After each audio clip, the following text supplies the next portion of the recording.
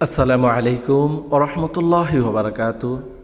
প্রিয় বন্ধুরা, আজ আপনাদের সামনে হাজির হয়েছি আমি হাফেজ মোহাম্মদ আবু সাঈদ, এলে অফ মোস্টোরি চ্যানেল থেকে। এখানে আমরা সত্য কিছু ভয়ঙ্কর ঘটনা শেয়ার করে থাকি। এই সিরিজটির নাম হলো রহস্যের অদেখা ঘটনা। এমন কিছু বাস্তব কাহিনী নিয়ে সাজানো যা চোখে না দেখলে মোটেই বিশ্বাস হওয়ার মতো নয়, আর শুনলে তো রাতের ঘুম হারাম হয়ে যাওয়ার মতো উপক্রম হবে। আজকের পর্ব মৃত্যুর পর ডাক আসে কেন? প্রিয় বন্ধুরা, একটু সাবধান। যদি আপনি একা থাকেন তাহলে লাইট অফ না করে শোনাটাই ভালো হবে। এই ঘটনাটি ঘটে ঢাকার কাছের এক ছোট্ট গ্রামে। টঙ্গীর পাশে একটি পুরনো পল্লী। এই গ্রামের একজন বয়স্ক ব্যক্তি ছিলেন। তার নাম ছিল আব্দুস সালাম সাহেব। বয়স প্রায় ৭২-এর কোঠায়। সদ্য মাত্র হজ করে এসেছেন, কিন্তু হজ থেকে ফিরে আসার কিছুদিনের পরই তিনি অসুস্থ হয়ে পড়ে যান। ৭ দিনের মাথায় রাতে তার নিঃশ্বাস বন্ধ হয়ে যায়। ডাক্তার এসে জানায় তিনি মৃত্যুবরণ করেছেন। গোসল দেওয়া হয়, কাফনের কাপড় পরে তিনি নিস্তব্ধভাবে শুয়ে আছেন ঘরের এক পাশে। জানাজা শেষে সবাই ঠিক করে ভোরের আলো যখন ফুটবে তখনই তাকে কবরস্থ করা হবে, কিন্তু তখন রাত ৩:৪৭। এই সময় আব্দুস সালামের ঘরের ভেতর থেকে ভেসে আসে এক অদ্ভুত ভয়ঙ্কর একটি ডাক। তা হলো, আব্দুস সালাম, দরজা খোলো, তোমার সময় হয়ে গেছে। আব্দুস সালাম, তুমি দরজা খোলো, সময় হয়ে গিয়েছে। সবাই ভেবেছিল কেউ ভুল শুনতেছে, কিন্তু এই ডাক বারবার ভেসে আসছে কানে। পরিবারের সবাই ঘরের দিকে ছুটল, কিন্তু দরজা ভেতর থেকে বন্ধ করা।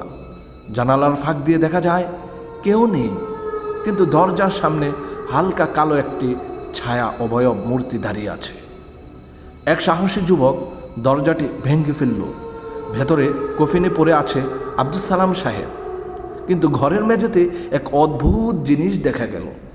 একজোড়া ভিজে পায়ের ছাপ, যা দরজা থেকে কফিন পর্যন্ত চলে গেছে। পরের দিন সকাল গ্রামের সকল মানুষ ভিড় জমালো। সকালে খবরটি পুরো গ্রাম ছড়িয়ে পড়ল। দরজার বাইরে কালো ছায়ার মতো দাগ, আর ভেতরে দেয়ালে লেখা, তোমার সময় এখনো শেষ হয়নি। কি ভয়ঙ্কর লেখা, কি ভয়ঙ্কর ঘটনা! গ্রামের ইমাম সাহেব তখন বললেন, এটা হতে পারে কবরী জিন, যারা মৃত দেহ কবর দেওয়ার আগেই দাবি করে বসে থাকে। ইসলামিক ব্যাখ্যায় কোরআনের আয়াত এবং হাদিসে বলা হয়, ইসলামে বলা হয়েছে জিন জাতি মানুষের রূপ নিতে পারে। কেউ কেউ মৃত্যুর পরে মানুষের ছায়া ধরে আসে, বিভ্রান্ত করে, মানুষকে ভয়ও দেখায়। সূরা আরাফ আয়াত নাম্বার ২৭। জিন তোমাদের এমনভাবে দেখে যেমনভাবে তোমরা তাদেরকে দেখতে পাও না। আর কিছু হাদিসে তো এমন আছে, কবরের সময় শয়তান এসে মৃত ব্যক্তির আত্মাকে বিভ্রান্ত করতে চেষ্টা করে। ইতিকথা হলো, আব্দুস সালামকে শেষ পর্যন্ত সকালেই কবর দেওয়া হলো, কিন্তু সেই ঘরে কেউ আর থাকে নাই। প্রতি বছর হজের সময় গ্রামের ওই বাড়িতে রাত ৩টার সময় শোনা যায় সেই একই ডাক, আব্দুস সালাম, দরজা খোলো, হে আব্দুস সালাম, দরজা খোলো।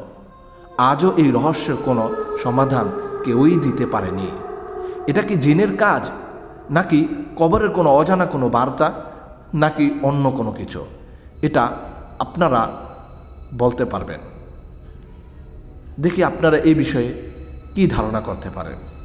প্রিয় বন্ধুরা, এমন কিছু বাস্তব ভয়ঙ্কর ঘটনা শুনতে নিয়মিত আমাদের চ্যানেল এলে অফ মোস্টোরিকে আপনারা সবাই সাবস্ক্রাইব করবেন। আর এই ভিডিওটি যদি আপনারা শুনে আপনাদের ভালো লেগে থাকে, তাহলে আপনাদের পরিচিত বন্ধুবান্ধবদের সাথে শেয়ার করবেন এবং আমাদেরকে আরও অনুপ্রাণিত করবেন, যেন আমরা আপনাদের সাথে আরও সুন্দর সুন্দর ঘটনা শেয়ার করতে পারি। আজকের মতো এখানেই বিদায় নিচ্ছি। ইনশাল্লাহ দেখা হবে পরবর্তী পর্বে। ততক্ষণ সবাই ভালো থাকবেন, সুস্থ থাকবেন। আসসালামু আলাইকুম ওয়া রাহমাতুল্লাহি ওয়া বারাকাতুহু।